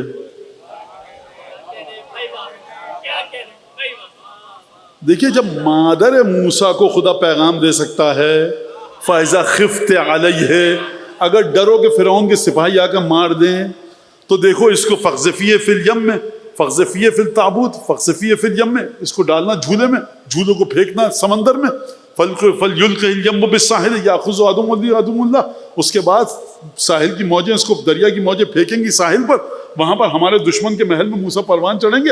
اگر تم پھینکتے ہوئے جھولے کو ڈر رہی ہو تو گھبرانا مت، انا رادو الیک وجاعلہ من المرسلین، ہم موسیٰ کو تمہاری طرف لوٹائیں گے بھی اور رسول بنا کر لوٹائیں گے، اس کو رسول بنائیں گے۔ کتنی دیر لگی موسیٰ کو آغوش میں اپنی ماں کے آنے کے، ابھی جھولا پھینکا اور کہا بہن سے کہ دیکھو فبصرت، فقصی ہے پیچھے پیچھے جانا، فبصرت، بہن دیکھتی بھی گئی، ماں سے کہا کہ فرعون کے محل میں جو نہر جا رہی ہے وہاں چلا گیا جھولا، جب وہاں گیا اب بچہ نومولود، اب وحرمنا علیہ المراضع، ہم نے تمام دودھ پلانے والی خواتین کا دودھ موسیٰ پر حرام کر دیا۔ اور اس کے بعد موسیٰ کی بہن نے جا کر کہا حل ادلکم علی بیت یا علی اہل بیت یکفلونہ، ایک گھر کی خواتین کے بارے میں بتاؤں جو اس کو آ کر دودھ پلا دیں گی تو یہ پی لے گا۔ کہا کہ بتاؤ، جناب موسیٰ کی ماں کو لایا گیا، یعنی کچھ گھنٹوں میں خدا نے اپنے وعدے کو سچا کر دکھایا، اور خدا نے وعدہ پورا کچھ گھنٹوں میں۔ بہرحال گفتگو ہے فرعون کی خود مادر موسیٰ کے ساتھ کہ یہ کس طرح سے تمہاری آغوش میں آ کر ہمک کے آ گیا، کس طرح سے سکون سے آ گیا، شک ہوا کہ تمہارا بچہ تو نہیں ہے۔ جناب موسیٰ کی ماں نے ایک جواب دیا جو انشاءاللہ اب پھر کبھی وہ جواب ابھی بتاؤں گا تو پھر ایک بحث کا سلسلہ شروع ہو جائے گا۔ تو یہ جب موسیٰ کی ماں کے ساتھ خدا گفتگو کر سکتا ہے تو وہ جو نفس رسول ہے اس کی ماں کو پیغام کیوں نہیں پہنچ سکتا؟ اور نفس رسول ہونے سے پہلے ایک اور واقعہ ہوا تھا، فاطمہ بنت حسد آئیں، ابو طالب والی مبارک ہو آپ کو، بھاوچکیاں بیٹا پیدا ہوا ہے، محمد نام رکھا ہے، کہا کہ اس میری سبتن 30 برس سے کچھ کم صبر کرو، انا ابشرک بغلام مثلی ما خلا النبوہ، میں بھی تمہیں اسی گھر میں ایک ایسے بچے کی مبارکباد دوں گا جس میں ساری یہی محمد کی صفات ہوں گی بجز نبوت کے۔ صاحب جس گھر کے اندر یہ سلسلہ ہو، یہ سلسلہ آیا کہاں سے؟ آپ تیار ہو گئے اب اس بات کو سننے کے لیے؟ تو چلیے، یہ سلسلہ آیا کہاں سے؟ یہ سلسلہ آیا عنایت الہیہ کے ذریعے۔ یہ عنایت الہیہ کہاں پر ہے؟ نہج البلاغہ میں چلیے، وَاعْلَمُوا إِنَّ عِبَادَ اللَّهِ الْمُسْتَحْفِظِينَ، جان لو اے لوگوں، خدا کے وہ بندے کہ جو خدا کے علم کو اپنے وجود میں رکھتے ہیں۔ اس سے پہلے اب آپ کے چہروں پہ چمک آئی تو حق ہے آپ کا کہ آپ کو اس سے پہلے کا جملہ ہی بتاؤں۔ فرمایا امیر المومنین نے وما برح للہ عز تعالیٰ فی ازمان الفترات رجال، عجیب جملہ ہے، ناجہم فی فکرہم وکلہم فی ذات عقولہم۔ فرمایا جناب امیر المومنین نے عیسیٰ سے لے کر ہمارے نبی کے آنے تک جو زمان فترت تھا 500 برس کا، جس میں کوئی نبی نہیں آ رہا، حجت خدا تھی۔ اگر حجت خدا نہیں تھی تو دادا کو پتا کیسے چلا جناب امیر کے کہ ابابیل وہاں سے آئیں گی، وہاں دیکھو پہاڑ پہ چڑھ کے۔ میں پچھلے برس یہ واقعہ پڑھ چکا ہوں، کہا کہ جاؤ اوپر جاؤ، پہاڑ پہ چڑھو، دیکھو اور سمندر کی طرف دیکھو۔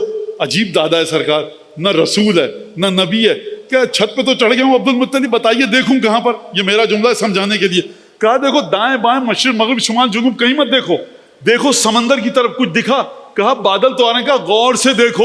عبد المطلب آپ نیچے کھڑے ہیں، آسمان کی خبر آپ کو، جس کو چھت پہ چڑھا ہے اس کو نہیں دکھائی دے رہا۔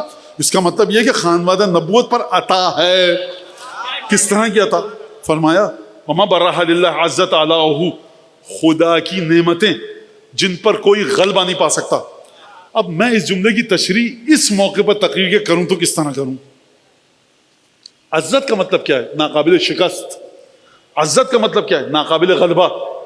عزت کا مطلب کیا ہے؟ یعنی جس پر کوئی غلبہ نہیں پا سکتا۔ تو جناب امیر کو کوئی اور صفت بیان کرنے کا خیال کیوں نہ آیا؟ اعلیٰ خدا کی نعمتیں۔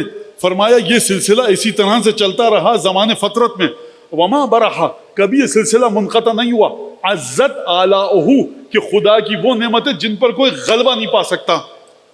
بھئی آپ کسی کے پاس آنکھ ہے، کوئی چوٹ لگ جائے اس پہ، خدا نہ خاصا دشمن چوٹ لگا دے، بینائی کم ہو جائے گی۔ سماعت کو کوئی نقصان پہنچا دے، سماعت متاثر ہوگی۔ زبان پہ خدا نہ کرے الیاذ باللہ کوئی تکلیف ہو جائے، قوت گویائی متاثر ہوگی۔ پیر میں چوٹ لگ گئی، انسان نہیں چلے گا جب تک چوٹ اچھی نہیں ہو. نعمتیں ہیں کہ نہیں ہیں خدا کی. شوگر لیول نیچے ہوا سوچنے سمجھنے کی طاقت گئی, آکسیجن لیول نیچے ہوا آپ گفتگو نہیں کر سکتے. تو نعمتیں ہیں لیکن پر غلبہ پا لیتا ہے دشمن. سمجھ میں آ رہی ہے بات؟ بڑے اچھے خطاط ہیں آپ, کسی دشمن نے آ کر انگلی کو زخمی کر دیا, اب آپ قلم پکڑ ہی نہیں سکتے. تو یہ وہ نعمت نہیں ہے جس پر غلبہ نہیں پایا جا سکتا. کچھ نعمتیں ایسی ہوتی ہیں کہ لاکھ مکے مدینے کے اوباش کوشش کریں اس نعمت پر غلبہ نہیں پا سکتے, کیونکہ یہ خدا کی عنایت کے تحت ہیں. مکے کے کفار, مدینے کے کفار غلبہ نہیں پا سکتے. فرمان وما برہا للہ عزت آلائہ, ان نعمتوں پر کوئی غلبہ نہیں پا سکتا. کیوں نہیں پا سکتا؟ کیونکہ یہ نعمتیں ایسے مقام سے چلتی ہیں اور ایسے مقام پر نازل ہوتی ہیں کہ دیکھنے والا دیکھ نہیں سکتا, سمجھنے والا سمجھ نہیں سکتا.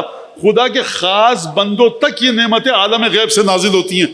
کہاں پہ نازل ہوتی ہیں؟ فی ازمان الفترات رجال, جب عیسیٰ چلے گئے آسمانوں پر, رسول خدا نہیں آئے, زمانے فترت تھا 500 برس کا, تو پروردگار کے کچھ نہ کچھ بندے ایسے ہوتے تھے کہ جن کو پروردگار گندم اناج دیتا تھا, روپیہ پیسہ دیتا تھا, ڈاکو چوری کر کے لے جائے, آسمان سے بجلی کرے, کھیتی آپ کی برباد ہو جائے, سیلاب آئے, بارش نہ آئے, کھیتی برباد ہو گئی.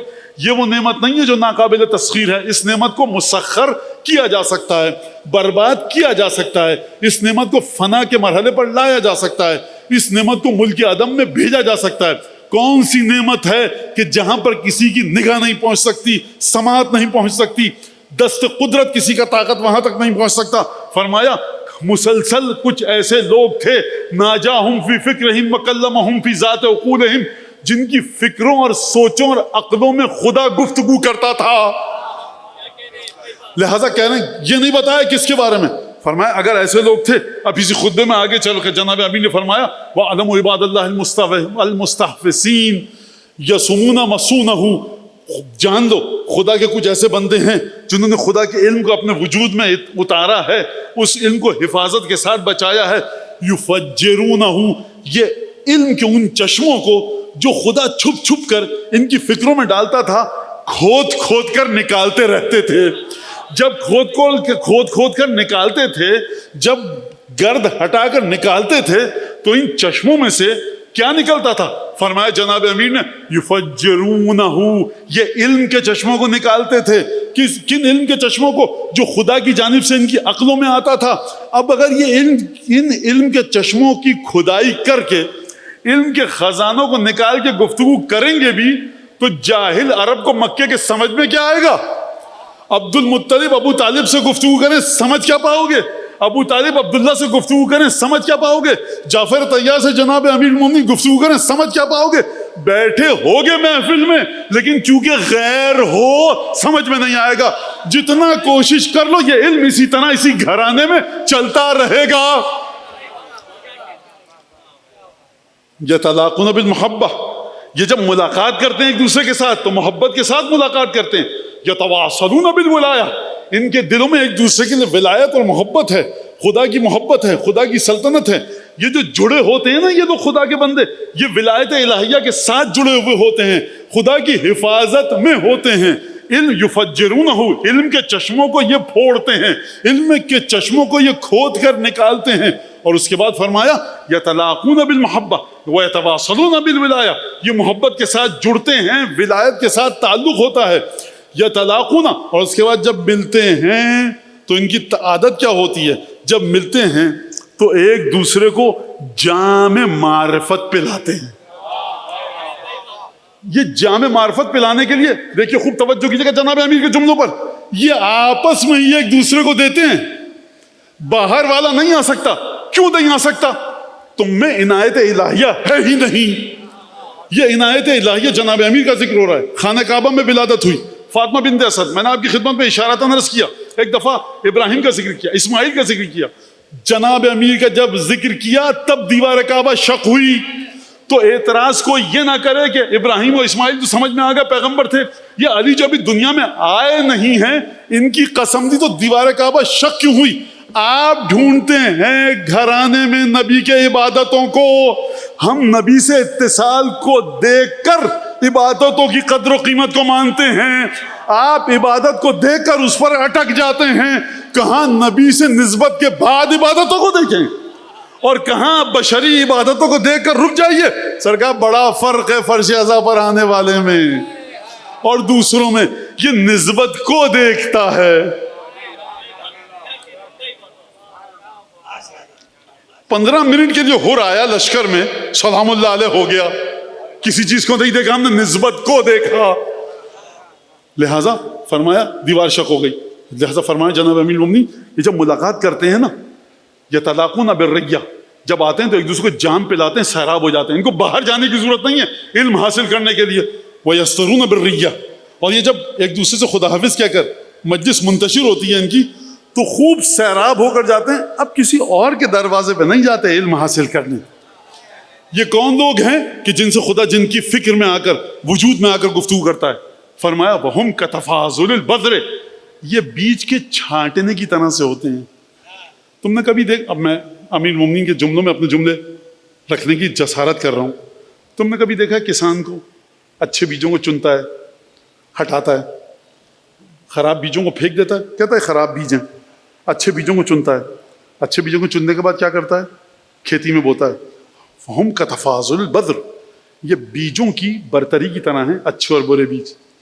يُنْتَقَى فَيُؤْخَذْ مِنْهُ وَيُلْقَى يُمَحِّصُهُمُ التَّهْذِيبُ، فرمایا اچھے بیجوں کو چنا جاتا ہے اور اس کے بعد لگایا جاتا ہے، امتحان ان بیجوں کو مرحلہ کمال تک پہنچاتا ہے اور پروردگار عالم کی جانب سے ان بیجوں کو خالص کیا جاتا ہے۔ سمجھ میں آ گئی بات؟ مشکل تو نہیں ہے۔ جب یہ بیج خالص ہوتے ہیں تو کیا ہوتا ہے؟ دوبارہ چلیے 4 لائنوں پہلے، 4 سطروں پہلے، یسترون بالریہ، جب آتے ہیں تو پیتے ہیں نا جام معرفت، تو سیراب ہو کر جاتے ہیں، کسی اور کی دہلیز پر نہیں جاتے۔ یتلاقون بالمحبہ ویتواصلون بالولایہ، یہ ولایت کے ساتھ ایک دوسرے سے جڑتے ہیں اور محبت کے ساتھ ایک دوسرے سے رابطہ رکھتے ہیں۔ یہ کون لوگ ہیں؟ خدا ان کی عقلوں میں گفتگو کر رہا ہے۔ یا علی بن ابی طالب، یہ تو نہ پیغمبر ہیں نہ امام ہیں۔ جناب امیر کہیں گے میں نے کب کہا کہ پیغمبر ہے، میں نے کب کہا کہ امام ہے؟ یعنی آپ کی بات تو قرآن سے ٹکراتی ہے۔ جناب امیر جواب دیں گے جب موسیٰ کی ماں کا ذکر آیا تب تو اعتراض نہیں کیا کہ خدا کیسے گفتگو کر رہا ہے۔ جب یوسف کو پیغام پہنچ رہے تھے خدا کے، نبی نہ ہونے کے باوجود، یعقوب نبی تھے، کنویں میں تھے یوسف، خدا کا پیغام پہنچا کہ چپکے پڑے رہو یہاں پر، پھر آئندہ کل یا پرسوں گفتگو کریں گے اس پر، تو اس وقت آپ کو اعتراض نہیں ہوا۔ جب یوسف نے اپنا پیراہن دیا تھا، نبی غیر نبی کا پیراہن لے کر اپنی آنکھوں کی شفا حاصل کر رہا ہے، اس وقت تو آپ کو اعتراض نہیں ہوا تھا۔ لیکن جناب امیر جب نہج البلاغہ میں گفتگو کریں گے، کچھ نہ کچھ لوگ ایسے تھے، ہدہد سلیمان کے لیے خبر لایا اور کہا کہ جو تم سبائن بے نبائن یقین، اے جناب سلیمان مملکت سبا سے آ رہا ہوں میں ایک یقینی خبر لے کر، اور مجھے وہ چیز پتا ہے جو آپ کو نہیں پتا۔ اس وقت آپ نے آیت پہ اعتراض نہیں کیا۔ جناب امیر کہیں کہ صاحب کچھ لوگ ایسے ہیں کہ جو کسی کی دہلیز پر نہیں جاتے، علم ان کے گھر میں رہتا ہے، علم ان کے گھر سے نکلتا ہے، ان کے گھر تک واپس آتا ہے، تو آپ کو اعتراض ہو گیا۔ لہذا فرمایا، پھر کیا فرمایا؟ یہ بیجوں کے چھانٹنے کی طرح، ہم کتفاضل البدر، یہ بیجوں کی ایک دوسرے پر برتری کی طرح سے ہیں۔ آپ نے رکابی میں تشتری میں سینے میں بیج دیے، گندم کے بیج ہیں، کہا یہ بیج ان کا رنگ مختلف ہے، ان کو پھینک دیا جائے، اب ان کو رکھیں گے ہم۔ یہ ہے عطا کہ آپ نے ان کو بویا، آپ کسان ہیں، تو پروردگار عالم نے کہا جتنے بھی نجس ہیں، جتنے بھی غلیظ ہیں، خبردار انہیں مصطفیٰ کے گھر میں پیدا ہی نہیں ہونے دیں گے، ان کو ہٹاؤ، یہ کسی اور کے لیے ہیں۔ یہ کس گھر میں آئیں گے؟ یہ اس گھر میں آئیں گے جہاں جبرائیل بھی دستک دے کر جائے، یہ اس گھر میں نہیں جائیں گے جن کے گھر کے پھاٹک ہر نامحرم کے لیے کھلے ہیں۔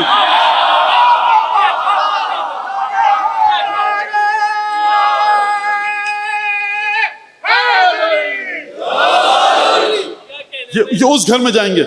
اچھا دیکھیے، میں اب آخری نتیجہ دے دوں، بیجوں کا ذکر کیا جناب امیر نے، اب میں پھر آیت پڑھوں، کَزَرْعٍ أَخْرَجَ شَطْأَهُ فَآزَرَ فَاسْتَغْلَظَ فَاسْتَوَىٰ عَلَىٰ سُوقِهِ، ان کی مثال تو ایسی ہے جو مصطفیٰ کے ساتھ ہیں، جو حضرت مصطفیٰ صلی اللہ علیہ وآلہ وسلم کے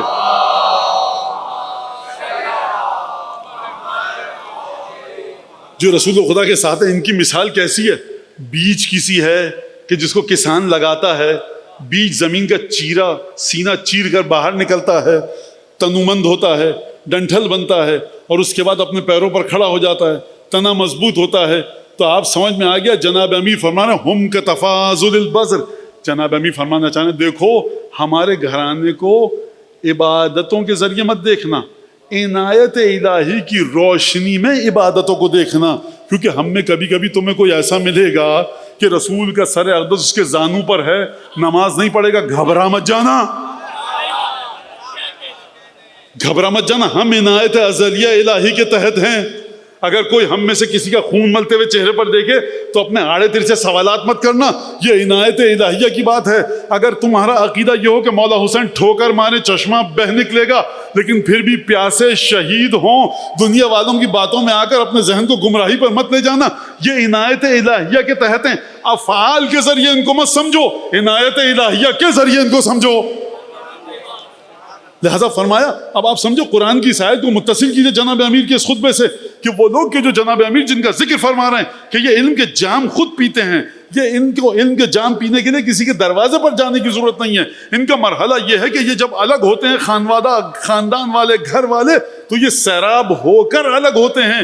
اور یہ کیسے پہنچے؟ عنایت تھی ان پر. کیسے عنایت تھی؟ فرمایا کتفاضل البذر، جس طرح سے برے بیج کو ترجیح نہیں دی جا سکتی، جس طرح خراب بیج کو اچھے بیج پر فوقیت نہیں دی جا سکتی، اسی طرح سے یہ لوگ ہیں.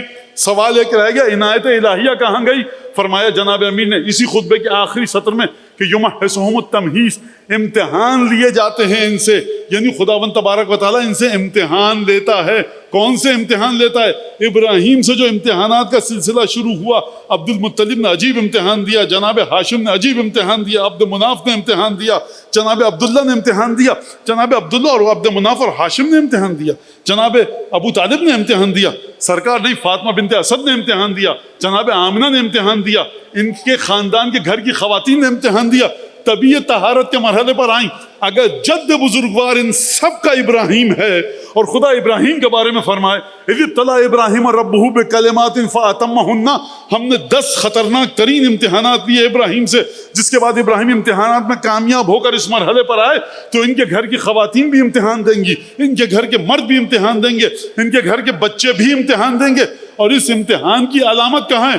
اشہد انک کنت نورا فی الاصلاب الشامخہ والارحام المطہرہ لم تنجسک الجاہلیۃ بانجاسها ولم تلبسک من مدلہمات ثیابہا.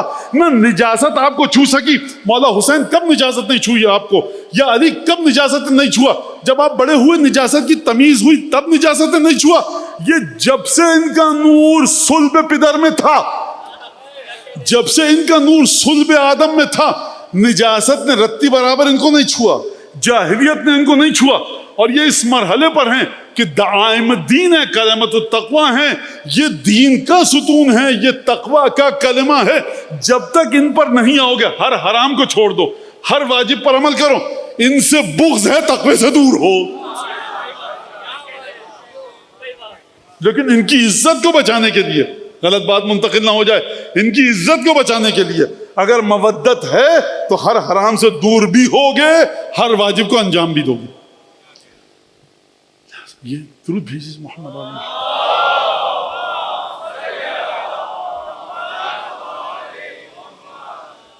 پہلی مجلس ہے اور جیسا کہ طریقہ ہے رخصت اہل بیت مدینے سے، اور دوسری مناسبت آج یہ بھی ہے کہ سید الشہداء کربلا پہنچ چکے ہیں. آئے رات کی تاریکی میں 27 اور 28 کی درمیانی رات سید الشہداء نے مدینے کو چھوڑا اور 3 شعبان کو سید الشہداء مکے پہنچے، اور 8 ذی الحجہ کو سید الشہداء نے مکہ چھوڑا اور کوفے کی طرف روانہ ہوئے. خطبہ بڑا عجیب دیا سید الشہداء نے مکہ چھوڑنے سے پہلے، اور مسلسل جو خطبے سید الشہداء نے دیے بڑے عجیب خطبے کہ اس میں سید الشہداء اپنی شہادت کا مقصد مسلسل واضح کر رہے ہیں. رخصت سید الشہداء جب ارادہ کر لیا کہ اب مدینہ چھوڑنا ہے تو رسول خدا کی قبر مطہر پر آئے، اور راوی کہتا ہے کہ حسین ابن علی کو دیکھا گیا مازالا، رات بھر جو حسین ابن علی رہے، راکعن اور ساجدن اور تالیاً، یا ذکر خدا میں مشغول رہے، یا رکوع کی حالت میں، یا قیام کی حالت میں، یعنی مسلسل عبادت کرتے رہے رسول خدا کی قبر کے پاس۔ اور ایک دفعہ رسول خدا کی قبر پر بیٹھ کر مناجات کی، پروردگار بحق ھذا القبر و بحق من فیہ ہے، پروردگار تجھے اس قبر کا واسطہ اور جو ہستی اس قبر میں ہے اس کا واسطہ، پروردگار میں تیرے نبی کا بیٹا ہوں اور تیرے نبی کی بیٹی کا لاڈلا اور چہیتا بیٹا ہوں، وقد علمت ما قد نزل بی من الامر، پروردگار تو جانتا ہے کہ کون سے مشکل حالات میرے سامنے آ چکے ہیں، پروردگار میرے لیے بہترین قضاء و قدر کو مقدر فرما۔ قبر رسول خدا سے عجیب انداز میں جناب سید الشہداء رخصت ہو۔ رسول خدا کی خاص محبت ہے جناب سید الشہداء سے، اس کے بعد گھر میں آ کر حکم دیا تمام ساز و سامان سمیٹا جائے، اور ایک مختصر سا قافلہ رات کی تاریکی میں مدینے کو چھوڑ کر مکے کی جانب حج کے ارادے سے نکلا۔ جس نے پوچھا تواریخ میں ہے، اشارہ ملتا ہے کہ کہاں کا ارادہ ہے، کہا کہ حج کے لیے ہم مکے کی جانب جا رہے ہیں، اور یہ بالکل کوئی غلط بات نہیں ہے۔ کوئی کہے کہ مولانا یہ کیوں کہا سید الشہداء نے، نیت حج تھی، عمرہ تھی، عبادت کے لیے خانہ خدا کی زیارت کے لیے جا رہے ہیں۔ اس موقع کو اگر میں آپ کے سامنے ترسیم کرنا چاہوں، اس کی تصویر آپ کے دلوں میں اور ذہنوں میں بنانا چاہوں، تو مجھے یقین ہے کہ اس میں سے شاید اکثر لوگ زیارت پہ گئے ہیں۔ جب زیارت پہ انسان جاتا ہے نا، تو امام رضا کے حرم میں میں نے خود دیکھا ہے لوگوں کو کہ جب نکلتے ہیں باہر تو دیکھتے ہیں زری کو، گریا کرتے ہیں، پھر آ کر بوسہ لیتے ہیں، پھر دور آتے ہیں، الوداعی زیارت پڑھتے ہیں، پھر اس کے بعد بوسہ لیتے ہیں۔ چلیے اب مسافرت کا وقت، مشہد چھوڑنے کا وقت آ چکا ہے، دل نہیں مانتا کہ کیسے زری کو چھوڑ کر انسان جائے۔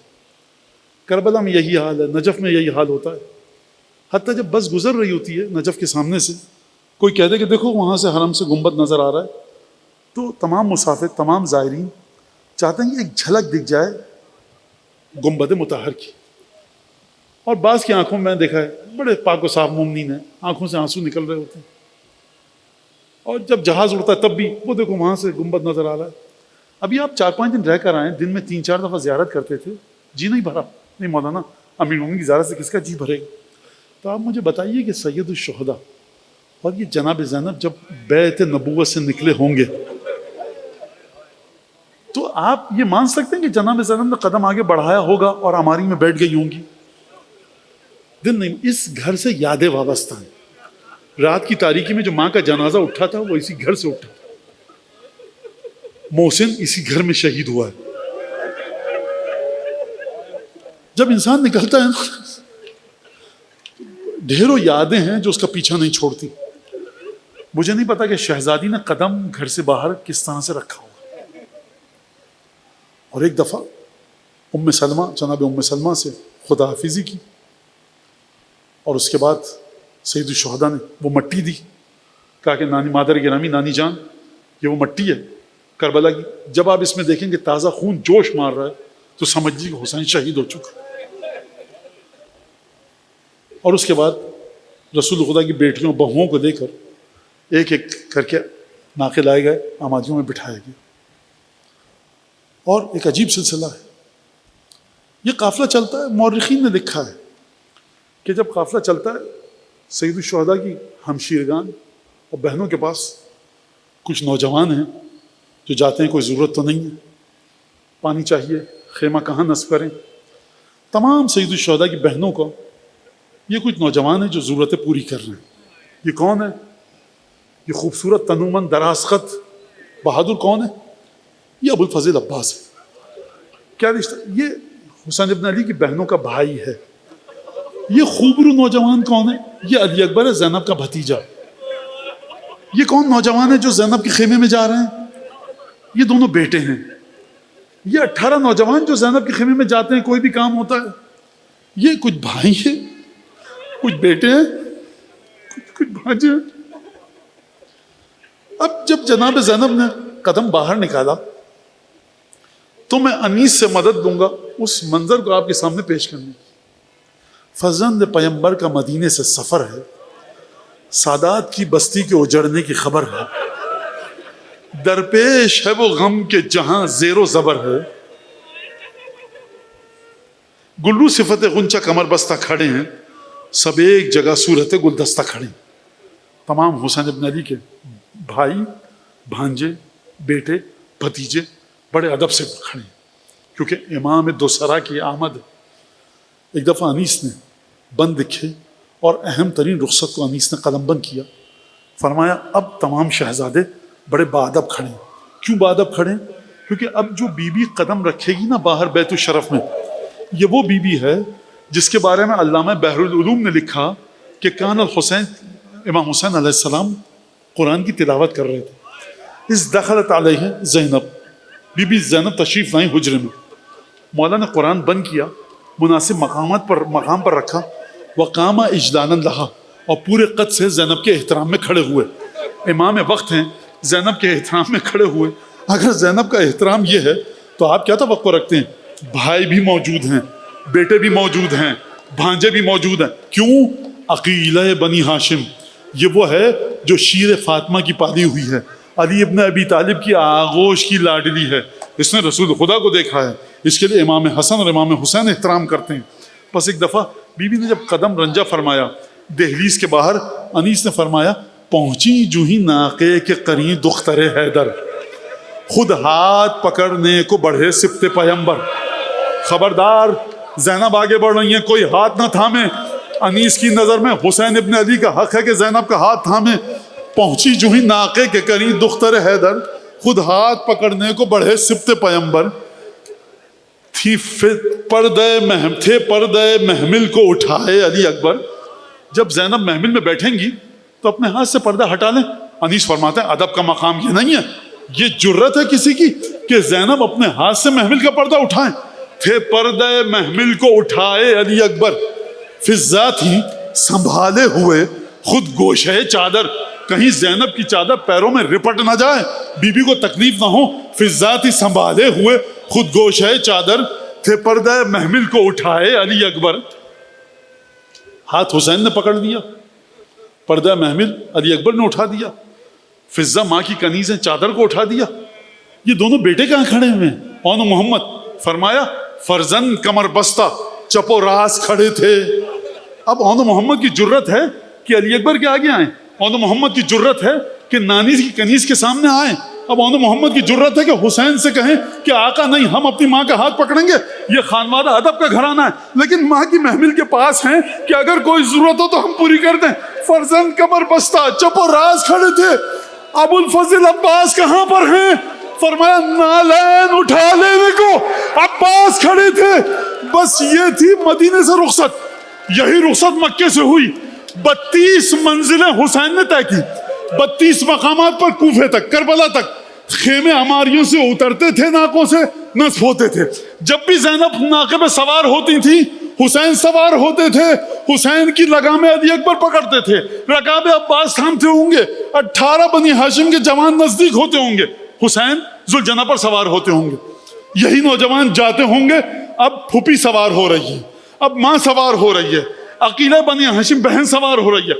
حسین کی بھی شان و شوکت یہی ہوتی ہوگی، زینب کی شان و شوکت بھی یہی ہوتی ہوگی۔ ایک مرتبہ مقام وہ آیا، اپنی شہزادی کی مظلومیت کا ایک جملہ کہوں گا شاید کہ حق کا مطلب ادا ہو جائے۔ ایک مقام وہ آیا کہ زینب نے تو بھائی کو سوار کروا دیا، لیکن بی بی کی مظلومیت یہ ہے، میں کہوں گا مولا آپ کا امتحان عصر عاشور ختم ہو گیا، زینب نے سوار کروا دیا، لیکن جب میری بی بی 11 محرم کو ناقے میں بیٹھ رہی تھی تو نہ محمل تھی، نہ عماری تھی، نہ بھائی تھا، نہ بھتیجا تھا، اگر تھے تو ظالمین ہاتھوں میں تازیاں تھے۔